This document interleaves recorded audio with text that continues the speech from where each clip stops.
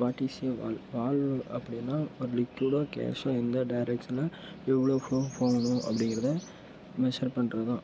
இதில் வந்து 12 டைப் இருக்குது. முக்கியமான 5 டைப்பை பார்த்தா அதுலேயே இந்த 12 டைப்பும் அடங்கிடும். இதில் ஃபஸ்ட்டு டைப் என்னென்னா கேட் வால்வு. இந்த கேட் வால்வு எதுக்கு யூஸ் ஆகுது அப்படின்னா ஓப்பன் ஆர் க்ளோஸ் பண்ணுற ஆப்ரேஷனில் மட்டும்தான் யூஸ் பண்ண முடியும். அதுக்கடுத்து என்ன வால்வுனா குளோபல் வால்வு. இந்த குளோபல் வால்வு எதுக்குன்னா கேட் வால்வு மாதிரியே தான் ஓப்பன் ஆர் க்ளோஸ் பண்ணுற இடத்துல யூஸ் பண்ணுவோம். இதெல்லாம் எக்ஸ்ட்ரா ஃப்ளோவை கண்ட்ரோல் பண்ண முடியும். இதுக்கு வந்து குளோபல் வால்வு யூஸ் பண்ணுறோம்.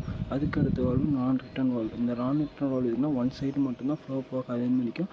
இன்னும் ஆப்போசிட் சைடில் வந்துச்சுன்னா ஆட்டோமேட்டிக்காக வால்வு க்ளோஸ் ஆகிடும். இதுக்கு இன்னொரு பேர் செக் வால்வு அப்படின்னு சொல்லுவாங்க. அதுக்கடுத்து என்ன வால்வுனா ப்ரெஷர் ரிலீஃப் வால்வு. இந்த வால்வு வந்து எவ்வளோ ப்ரெஷர் மெயின்டைன் பண்ணுறோம் அப்படிங்கிறத பொறுத்து மாறுபடும். இது வந்து குக்கரில் இருக்கிற விசில் மாதிரி. ப்ரெஷர் அதிகமான ஆட்டோமேட்டிக்காக அது ஓப்பன் ஆயிடும். ப்ரெஷர் குறைஞ்சி அதுவே ஆட்டோமேட்டிக்காக க்ளோஸ் ஆயிடும். அதுக்கடுத்து சேஃப்டி வால்வு. இது வந்து சேஃப்டி பர்பஸ்க்கோசரம் வச்சுருக்கோம். ஒரு டேங்கில் உள்ள தான் ப்ரெஷர் மெயின்டைன் பண்ணணுன்னா அந்த ப்ரெஷரை மெயின்டைன் ஆகும். அதுக்கு மேலே அந்த ப்ரெஷர் போணுச்சுன்னா வால்வு ஓப்பன் ஆகி ஃபுல்லாக 0 வர வரைக்கும் ஓப்பன்லேயே தான் இருக்கும்.